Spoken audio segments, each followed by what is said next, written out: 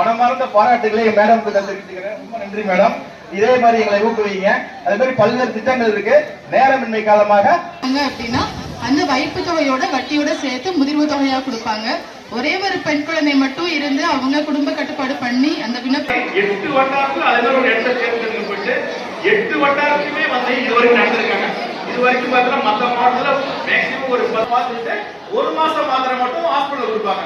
அதுக்கப்புறம் 2 மாசம் வீட்டுல கொடுப்பாங்க. இதுதான் வந்து மக்களை தேடி மருத்துவம். இந்த மாத்திரம் டியூப் மாத்திரம் மலர்களோட ஆபரேஷன் பண்ணிருக்காங்க. அதெல்லாம் பண்றோம். நாங்க பயிற்சி கொடுத்து வீட்டுல உங்களுக்கு பயிற்சி கொடுத்து போவாங்க சொல்றாங்க. நாங்க வந்து ரத்த பரிசோதனை சர்க்கரை வியாதி